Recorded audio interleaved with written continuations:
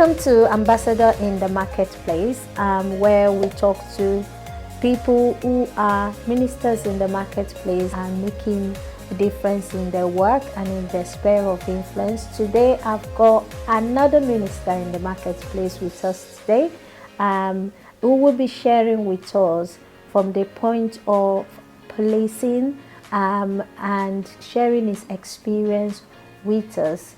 And I believe you will be enriched at the end of this program. Please welcome with me Opaleye. Thank you for coming today. Please, can you introduce yourself to our audience? Thank you for having me. My name is Opaleye. I am a scientist. I am a structural biologist by training. Right now I work from a pharmaceutical organization as a protein chemist. While I'm not doing that, I am a special sergeant with Kent Police. I work as a town beat officer in Dartford, where I do town patrol as a police officer. So, thank you for introducing yourself to our audience. I would like to kick off by asking, why did you volunteer as a police constable? Very long story. I think the long and short of it was I was a bit young. I was looking for adventure. I was in Canterbury. I was studying there, doing a postgrad, and somebody put a leaflet through. And I remember reading the leaflet and talked about volunteering to be a police officer. And I couldn't believe that you could actually volunteer to be a police officer. And I thought, wow, this must be interesting. I checked it out. I wanted something new, something adventurous, which being a police officer, being a special constable provided. But it was after doing it that the advantages kept kicking in. You know, rather than complain about not having police officers, you could be part of the group and help out. There's so many advantages of being a police officer, which I'm sure we'll talk about later. But needless to say, I joined and I did not look back. Great, thank you so much. Just for our audience, how long has it been that you've been in this role, and what are the things that you've experienced in terms of recognition and award? Oh yeah. So I have, this is my 23rd year. Wow. Of being a special constable with Kent Police.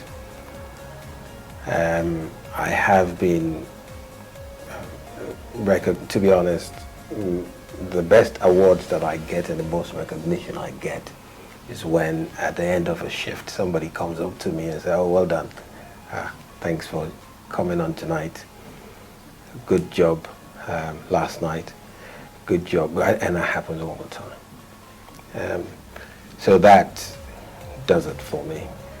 But apart from that, I have, I think it was 2019, I was recognized as Special Constable of the Year, Kent Police. And then there was a national award called the Lord Ferris Award. I won that, I believe that was end of 2018. And quite a number of nominations.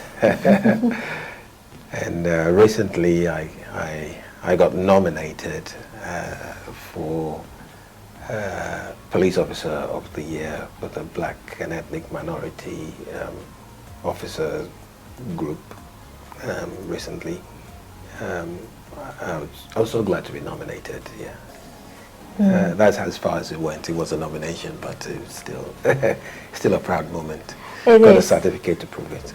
Oh, great. It is a proud moment because there are people that were not even nominated. So to be nominated is a great moment. Thank you for sharing that with us.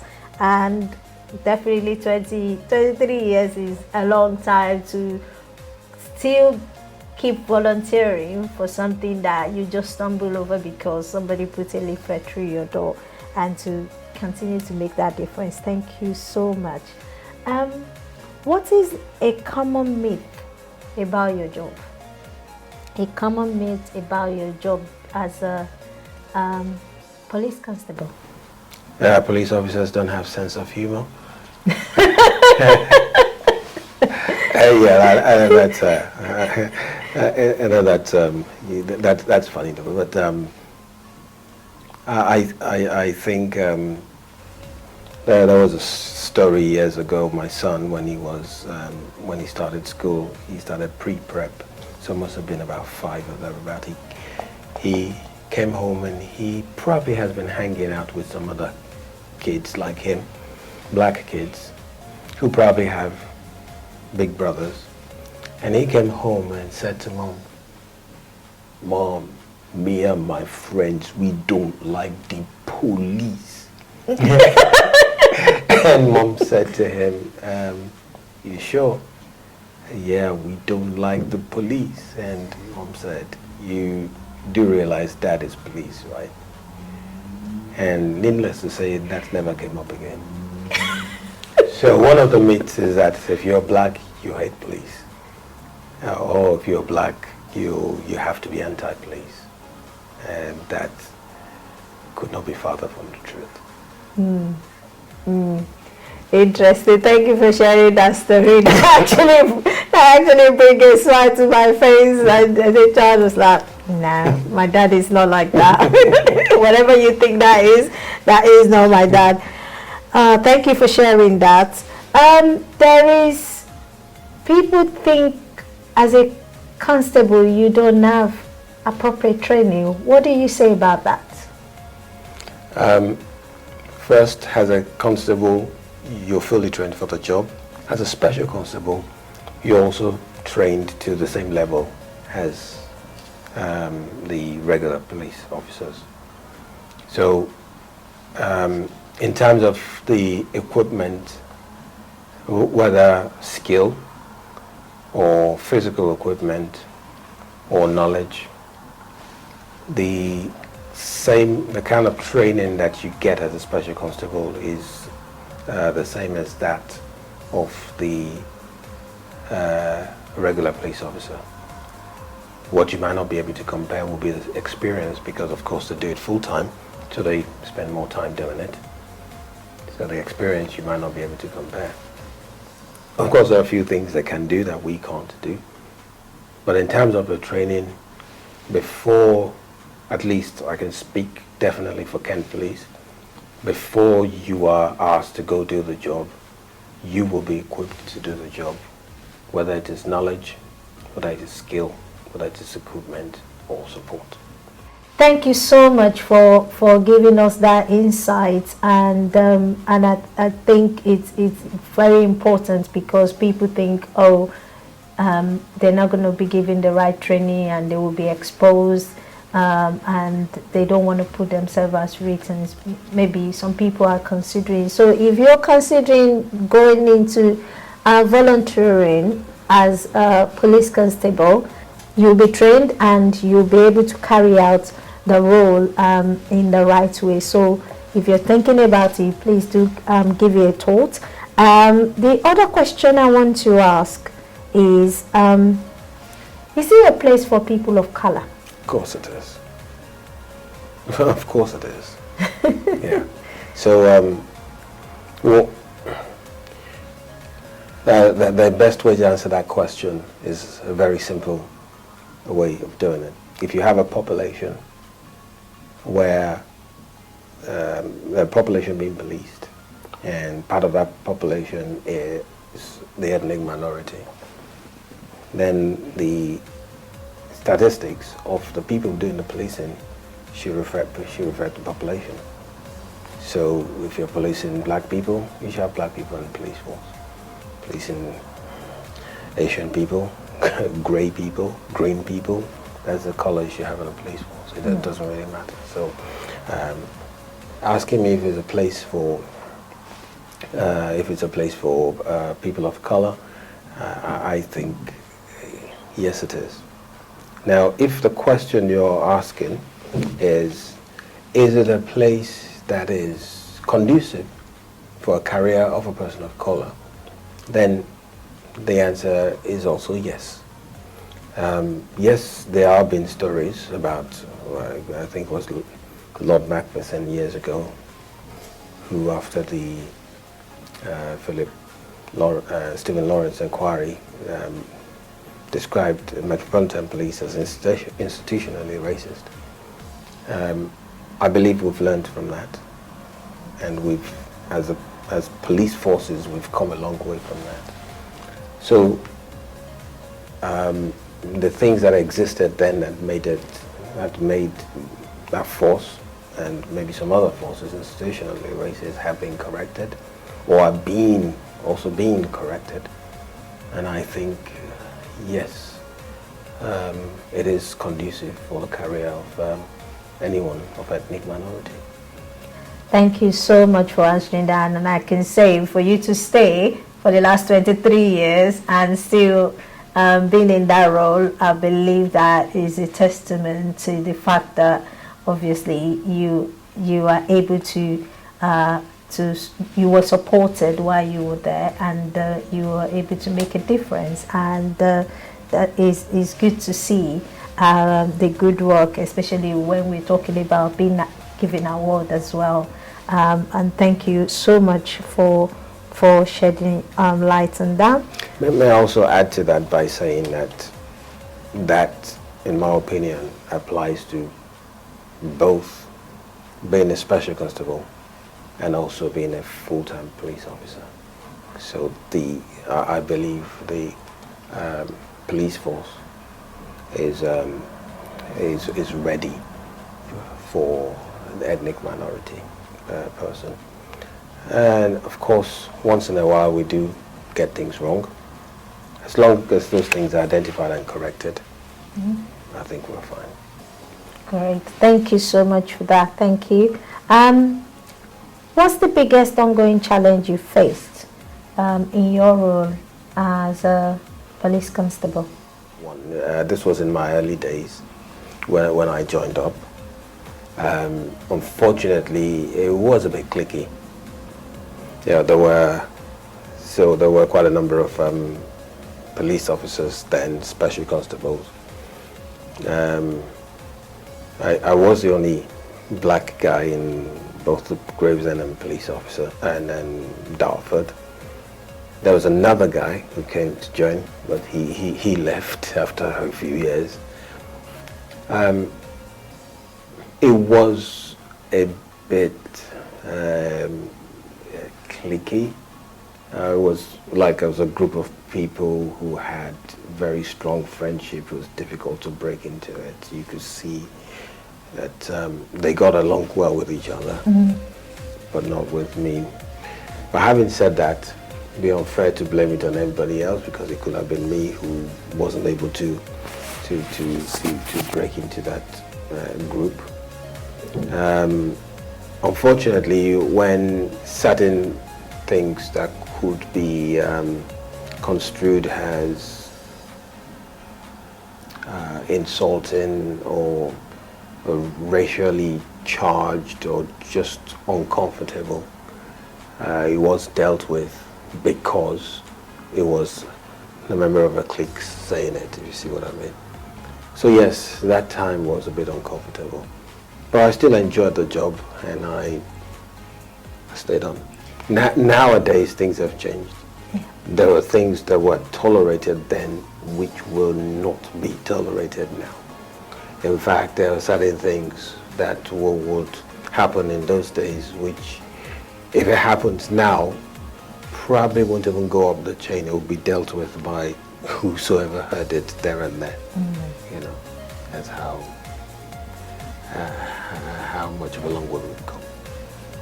Thank you so much for sharing that, and I think it shows your endurance as well, and the fact that you've seen things change over the last 23 years, which is why you keep being able to be there. And like you said, things are so changed that some of those things, they won't even go without, they will just be rectified there and then. And it shows that there is hope in that. There is hope for people who are thinking, or who has the myth that, oh, it's still the same, maybe they've got experience, but our guest today is letting you know that things have changed and you can be part of that change. Of course. Thank you so much for that.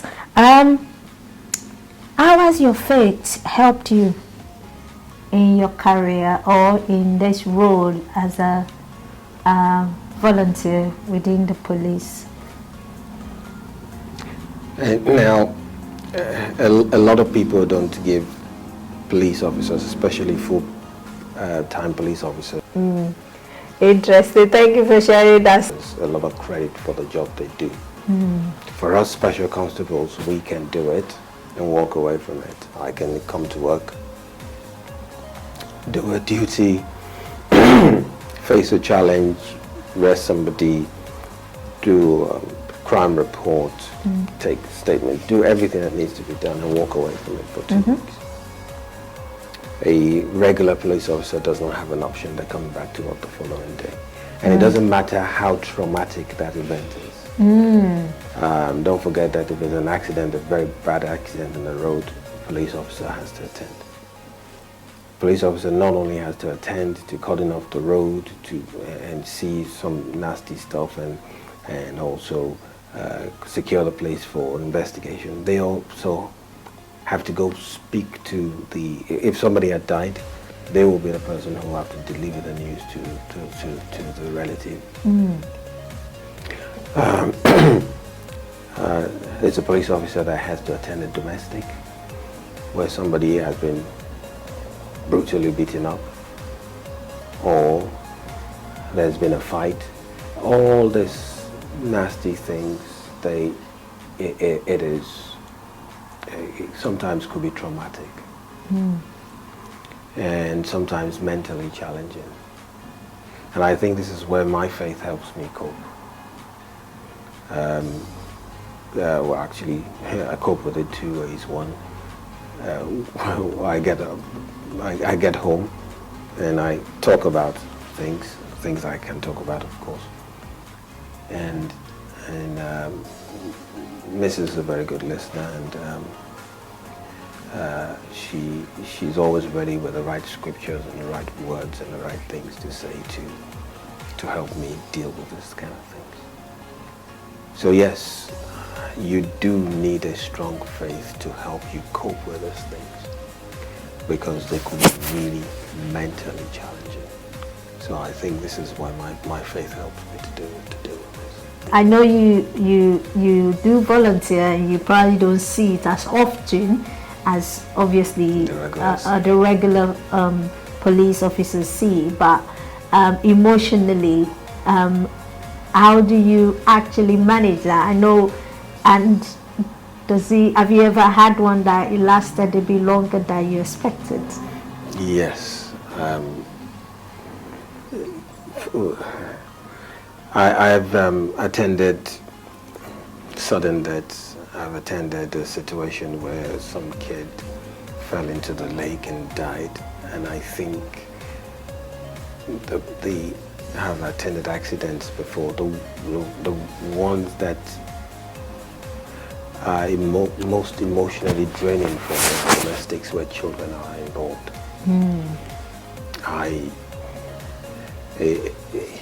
It's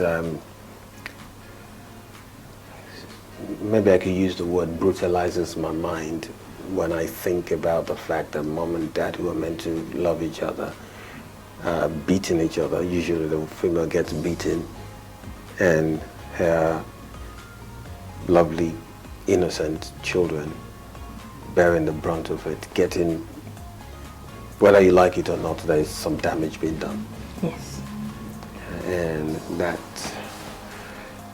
that's kind of painful for me. It's kind of, I don't know how to explain it. That is something that if I need to have counseling for anything, that will be it. That will be it. Thank you for sharing that experience, obviously, because like you said, it's about balancing, and like you rightly say, about having God helping and having your wife who is able to be that comfort and that companion to support you in that role. So thank you for sharing that. How do you represent Christ on the streets? Oh, well, it's simple. I've been a good police officer. Being a good police officer is all about the virtues of Christ. So, for instance, the training is once there is an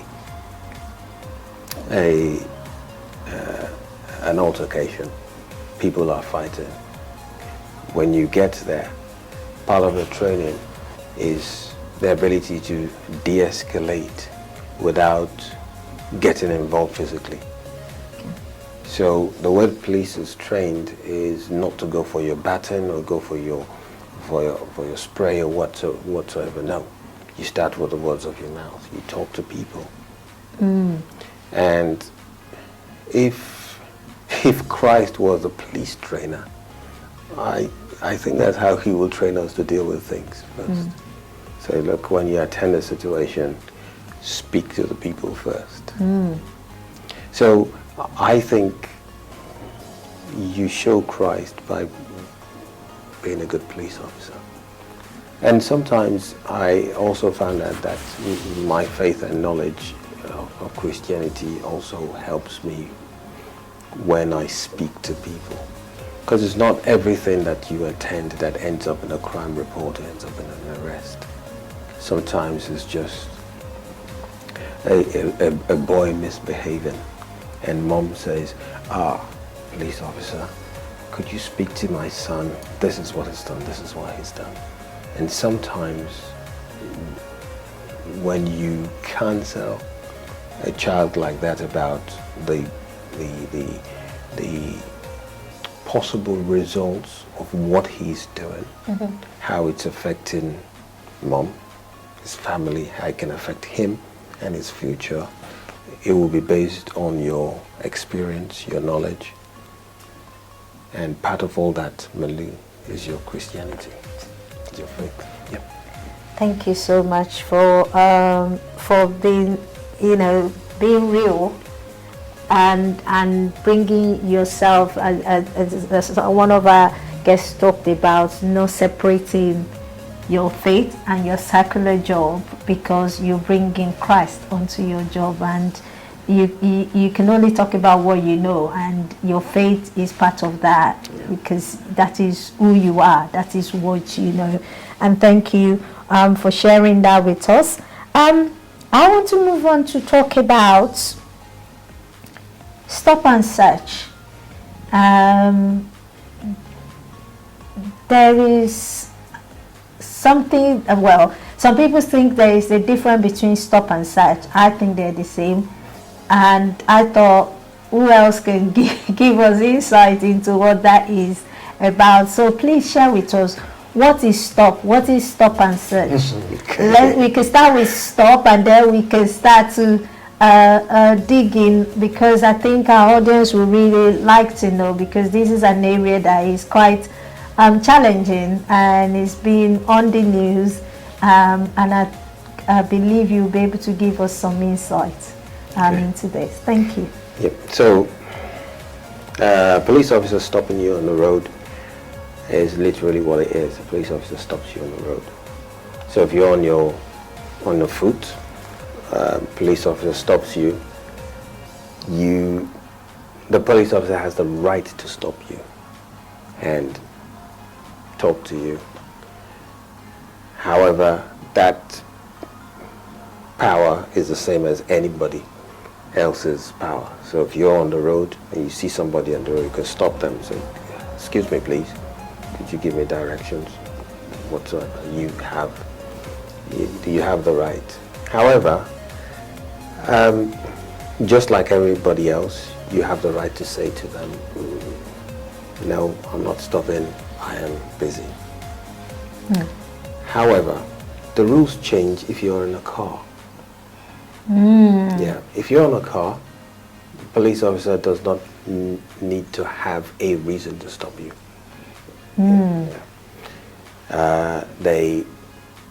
The law says a police officer can stop anybody driving to ask you for your driver's license, your certificate of insurance, your MOT, and registration of the vehicle. Nowadays, we could get that via radio on the apps on our phones, but you still have to stop when a police officer. So basically, if a police officer stops you while you're driving and you don't stop, you're breaking the law. Okay. Now, and that's where the stop kind of ends.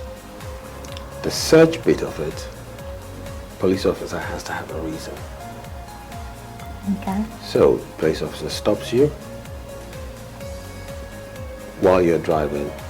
They do not need a reason to do that. Stop you. But then, if after communication with you, the police officer honestly believes that you might have something in there that could have linked to criminality, whether it's an offensive weapon, a knife, or drugs. That belief will not be based on instinct, experience, knowledge before. No, you have to be based on facts. Okay. So, drugs on display. Okay. Drug paraphernalia. Or maybe it was an intelligence-led stop. Okay. That person is a known drug dealer, and we've been looking for him. We need him stopped as part of an operation or something. Okay. Then they will stop you, and then the search. So the way the stop and search works is the police officer has to introduce themselves, they have to tell you where they're from, the station they're attached to. They have to tell you why they stopped you, what they're looking for. Okay. They have to quote for you the law that allows them to do that search. Okay. So if it's a knife they're looking for, they'll quote a law that allows them to look for an offensive weapon. If it's drugs they're looking for, they'll quote a law that allows them to do that. Then for every stop and search, there's a record. They have to give you a reference number for that record. Okay. And before they stop the search, they have to actually say the word that you are detained for a search. Right. So the officer has to say to you, I am detaining you, which means that you cannot walk away. Okay. That limits your ability. So at that point in time, police officer has to legally limit your freedom. At that point in time, because you can't walk away, they have to say to you. So at the point in time when they say to you, I am detaining you. So those are the things to understand about a search. So that is a car. Person going on foot, being stopped, same rules apply. Police officer will introduce themselves, what they're looking for, why they stopped you, everything. They will have to list those things, and of course they'll have to offer you the reference number. How to behave when you're stopped. I was asked to give a talk on stop and search to the teenagers once, and I said to them, imagine the person stopping you is maybe your friend's dad or your uncle who is doing their job. How respectful will you be to them? If that is the same respect you need to give to the police officer doing their job, they're doing their job. If you think they're doing something wrong, complain. Don't be mouthy. It's not the time to be abusive.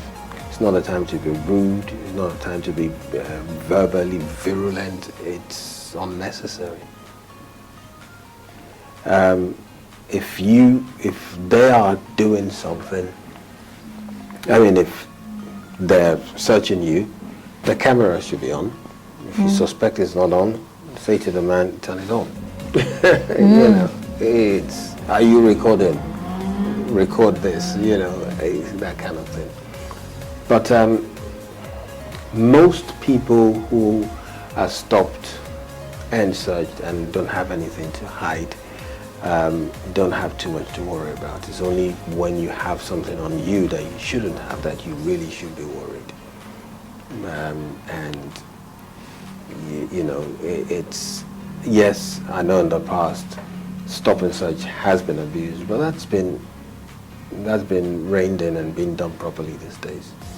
So I can tell you in Kent, for instance, nobody will stop you, and no officer will stop you, search you, without, well, it's not very likely to happen without going through all these things that we're supposed to let you know.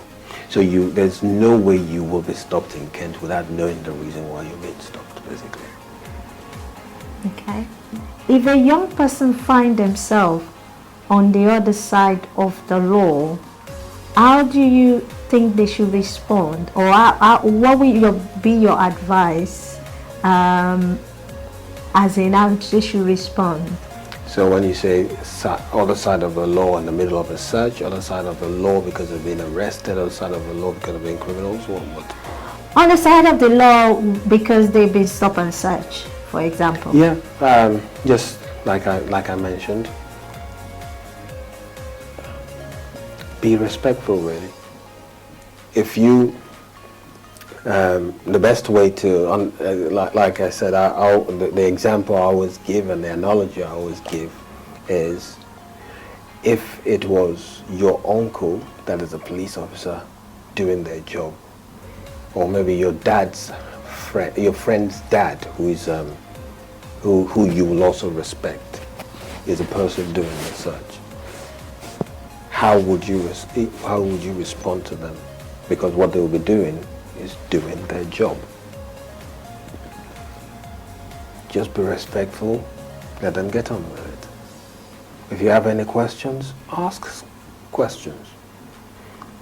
Like I said, there are certain things that are expected of the police officer if you're stopped. You can't just come out of the blue and say, oh, I'm searching you. The officer will introduce himself, will tell them where they're from, which station they're from. The police officer will tell them why they've stopped you, and they will tell you why they want to search you. They will tell you what they're looking for. By the time they start searching you, you will know whether the police officer is looking for drugs or looking for a knife. Okay? By the time the police officer is searching you, the police officer would have also told you about your rights, which is the entitlement to a reference number that gives you access to the record of the search. If you don't get any of those things, just ask. So, officer, what exactly is it you're looking for? That will give the officer the impression that you have not heard or understood when he told you before the search and tell you. You look like a 5'4" black boy with long dreads who is wearing a black top, black shorts, white trainers.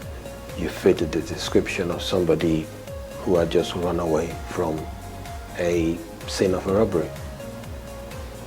A mobile phone was stolen. I'm looking for that mobile phone.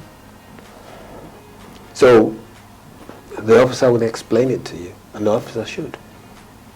Okay. But you also have to understand that these people doing this job are also human beings. Yes. So if you put in a bad attitude, yeah, it's kind of a sense of entitlement to expect a good attitude back, but that would depend on the officer dealing with you. You're being insulting and rude. Don't expect somebody to be cautious to you. Not having to be courteous to you, but generally just be respectful. Thank you so much. And my last question, before we come back to talk about benefits of being in the police, is how have you managed a difficult situation during one of your day of being on the streets? Being obviously volunteering on the street and something happened and it was a difficult situation. How have you managed it? Oh, difficult. Applying your faith or applying the law, or both. Most situations are usually difficult situations, but it's an 8-year-old boy who was just punched, and when he was falling off, he hit his head against a bollard, and then we had to call an ambulance, but then we were not sure whether this is going to turn into a murder scene or, an assault, which we have to start preparing for, or it's simply you being on duty and walking and somebody starts fitting and falls over in front of you and starts fitting, and you administer first aid, call the ambulance, but the ambulance can't get in because it's snowing, the whole of Dartford is blocked, there's no, and the paramedic had to attend on foot, and he had to keep that person comfortable for about an hour. It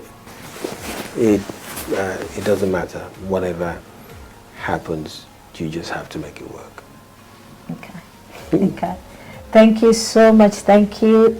That's all we have time for. We're coming back for this part 2, where we talk about benefits of being police or being in the police system. Thank you so much.